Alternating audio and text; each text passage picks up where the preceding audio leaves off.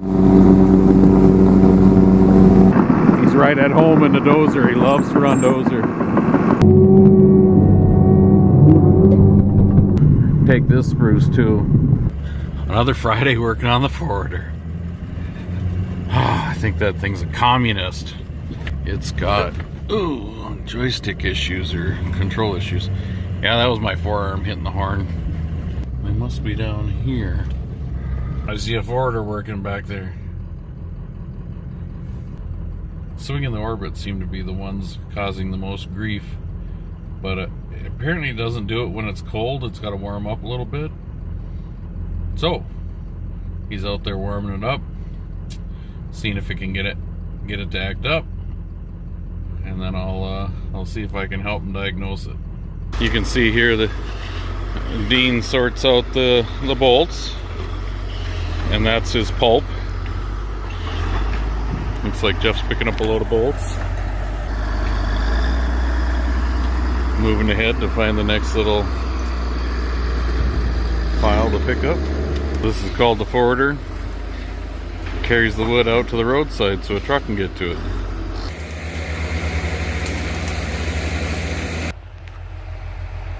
Yeah, this is why I came out here, because the forwarder controls are acting up.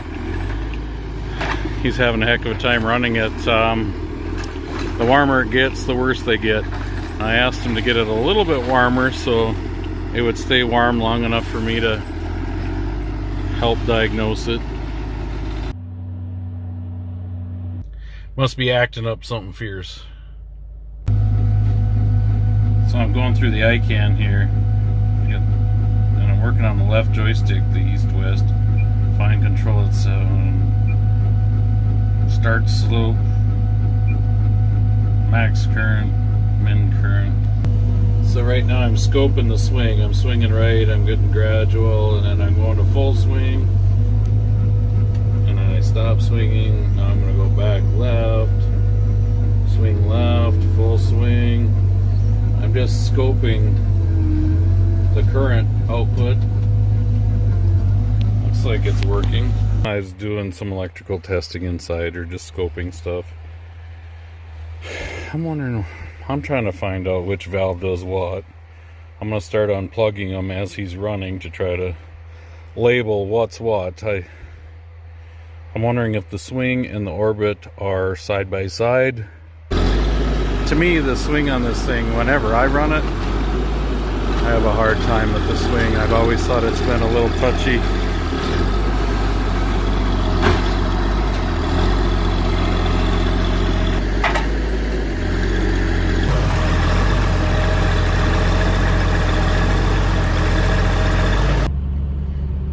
Actually, that was a fuel pit stop.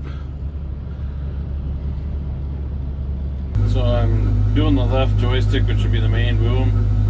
And you see how hard I'm pulling on the joystick. It still hasn't gone up. No main boom, no main boom. You can hear it pull down. And it's still not going up. There, it finally went. Well, that ain't right.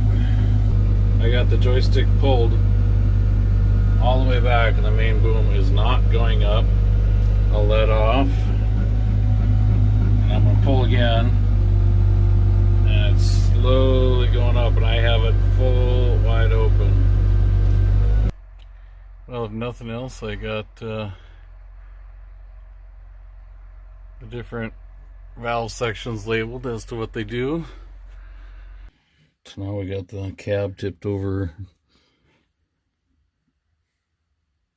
Trying to figure out if our problem's here.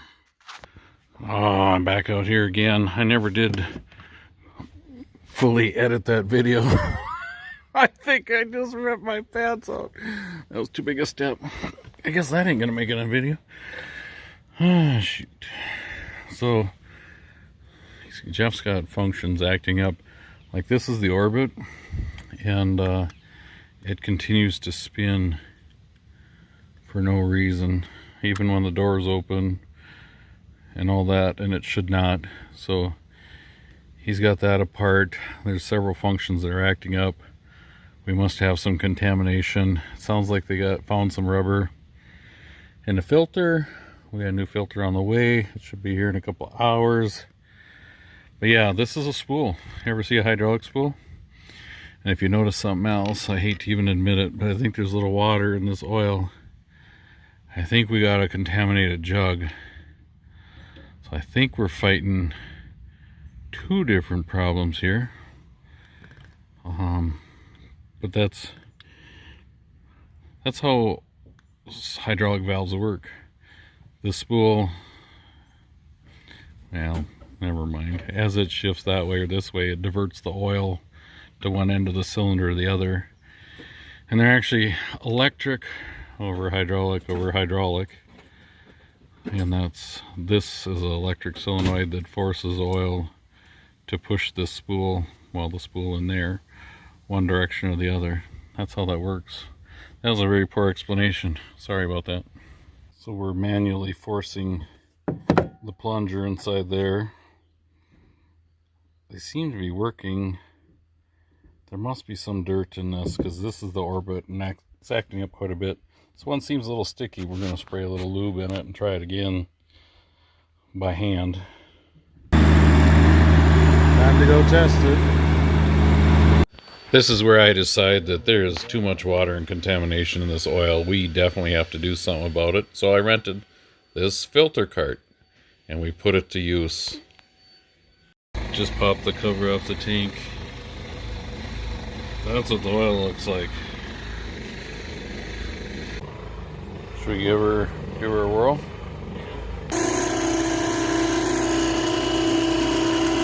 I suppose it's got to fill up these canisters. How much pressure is in it? None. Well, I guess that one's full. Can I fire it back up?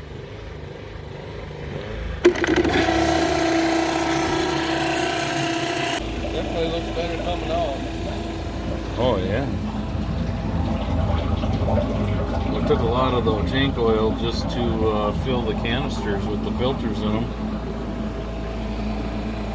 Oil coming out of the tank, oil going back into the tank. Yeah, it looks a lot better. I don't think it's been running more than a couple, 2 minutes, 3 minutes. Look at how clean that oil is coming out of it. All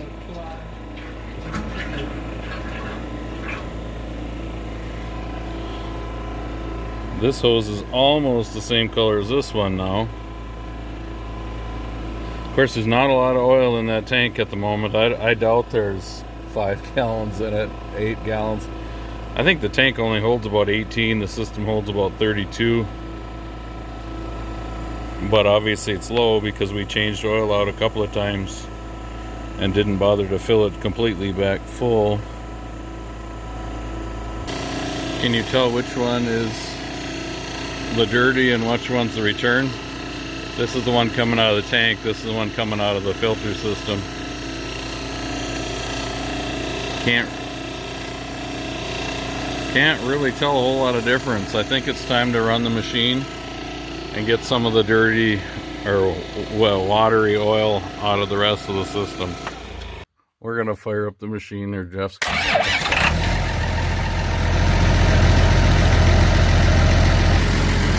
I'm gonna have him run some functions.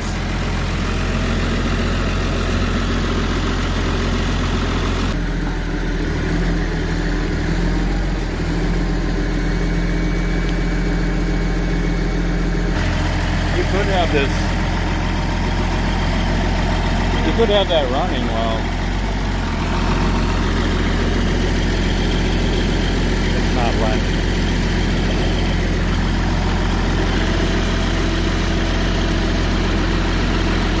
Yes. All right. Just fired it up.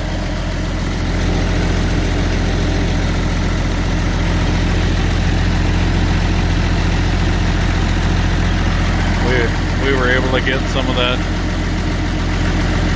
milky oil back in the tank so it can start filtering again. I'm very impressed with this thing. Just amazed at how milky the oil is coming into it and how clean it is going back out.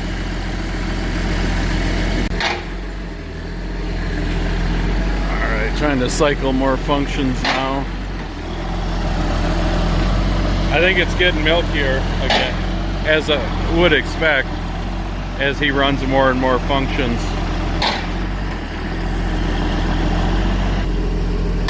King swing and boom and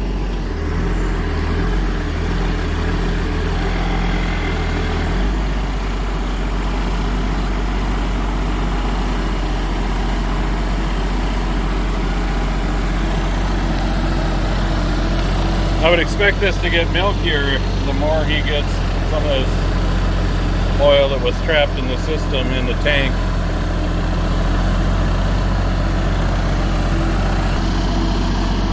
So he's been cycling functions here for, I don't know, 3, 4, 5 minutes. And we've had this running the entire time. We did accomplish getting some of that milky oil back in the tank, so we'll let it clean here for a little while and do that again. I suppose it depends on the viscosity of the oil too, but the filters are still good. I'm sure this is made for a lot bigger system too. This is a pretty small system. So all he did was fire it up and started cycling the dozer. And you can already see that it's adding a little white to this oil.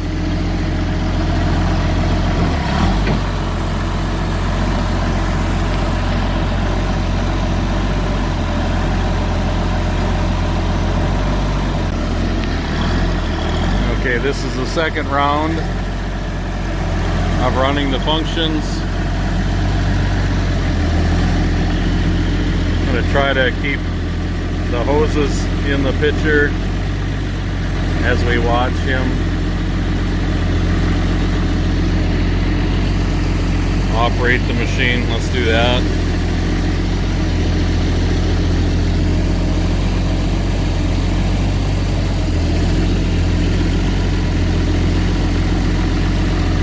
Yeah,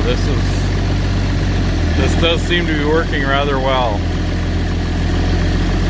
I think draining the system again and again would have taken forever.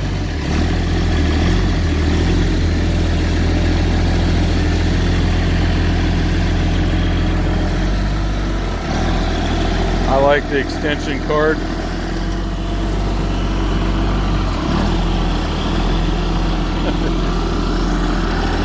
This is the tank cover. See, there's a puddle of water.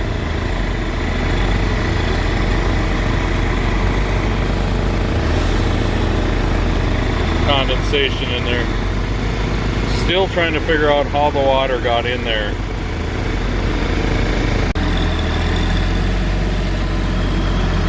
He's probably been running five minutes or so, and we're continuing to filter while he's running. Still milky. Not real bad. Not good. Better than it was, we'll just say that. Seems to be clearing it up fairly quickly. I'll be curious. Probably going to take a little while to get it ultra clean. But I don't know any other way to do this. This seems to be working very, very well. I'm pretty pleased with it so far for the investment in it. Just running that filter caddy off a little Ryobi inverter. I haul around and back my pickup a lot, that's why it looks a little rough. It's actually not that, got that many hours on it.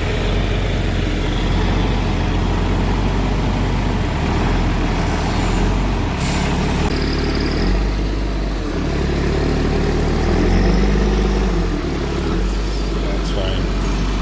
Doing the steering cylinders. Watch your toes.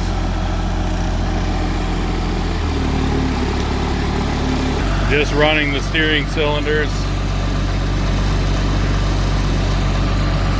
Milked her right up again.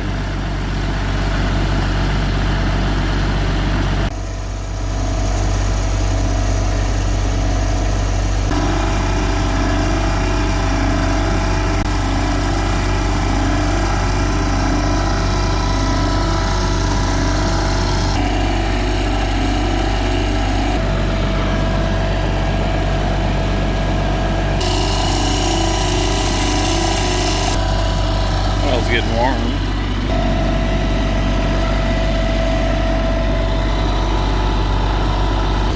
Just cycled the steering all the way. We're thinking the pressure's dropping because the oil is warmer and getting thin. The viscosity is changing. So it's been about an hour and 15 minutes of us learning and messing with this thing, and you can tell that the oil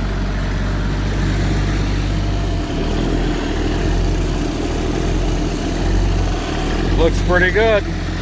Looks really good. It's kind of nice that we can run the machine and still have the filter caddy going.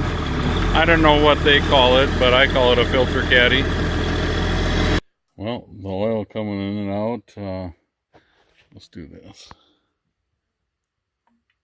Looks really good after an hour and a half of messing around.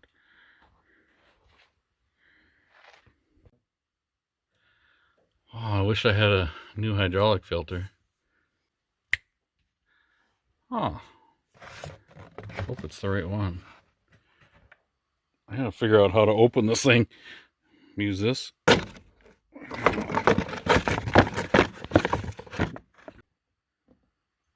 So it's always interesting to take a look at your filter when you take it out.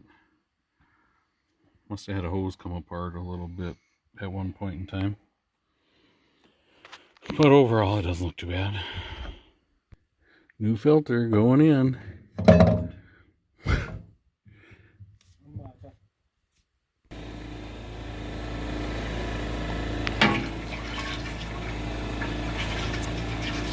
Oh, that looks like absolutely beautiful oil.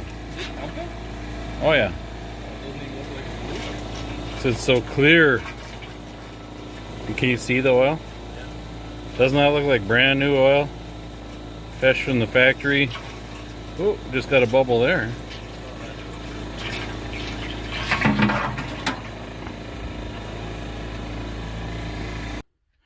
Hey, I'll get the cord. Here, I'll help you. State job. Well, we need a flag person. Where's the shovel? Doing a little testing here at roadside before he goes back out there to see if he can find some more aspen to pick up. So far everything looks like it's working all right. Well, I just pulled a dumb one. I pulled the spool out of there and it, excuse her, bite me. Oil blew everywhere in my face and my eyes, all over me, and stuff went flying. And I found this here. I see a spring down in there. That was stupid. So this is the main boom. Spool slides in and out pretty nice. This is the jib boom. She's hanging up just a little bit. I've cleaned it a couple of times. But you can see, like right there, it catches right there. I don't know if that matters because it really only moves right there. And it moves pretty free there. Moves pretty free. And that little plug right there come out of there, and a spring and a little doohickey come flying out of there. Hey, did you know if you Google really smart guy that I show up in the search?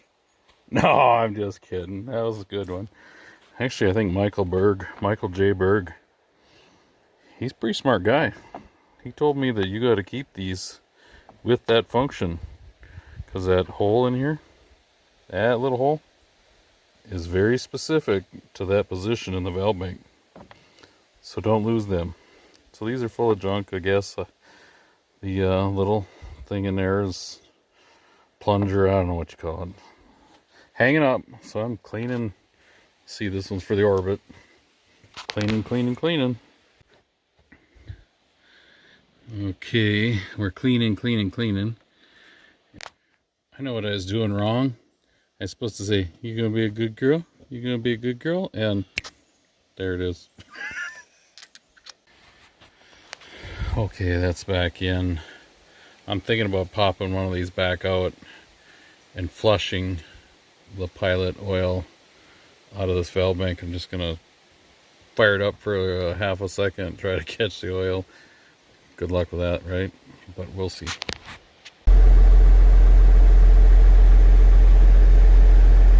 Just trying to see if we can make the bucket dizzy, and then just once in a while we'll throw it open.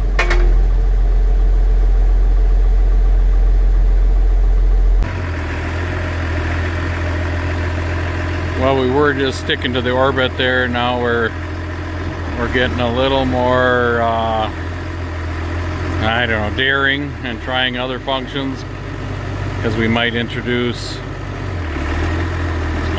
contamination into more spools or proportional valves, whatever you want to call them. It's 1 minute to 5. I told him if none of the functions act up in 1 minute, I'm leaving. He just told me the grapple orbit wasn't working. I don't know if he's messing with me or he's being serious. Unfortunately, I think he was being serious. What was really happening all along is the contamination was messing with the little spool inside these proportional valves and hanging them up, and that's why the functions were sticking. So this is the old style, and they have no way of preventing the contamination from getting in there. See that screen on there? Hopefully that'll help. So hopefully this screen will keep the contamination from getting inside the proportional valve and hanging up that spool in there, and it'll be the end of our troubles. So I ordered all 10 new ones, and yes, it's several $100s a piece. Hopefully this will cure it. They were supposed to be installed today. Well, hopefully that did it. Thanks for watching. Have a great day.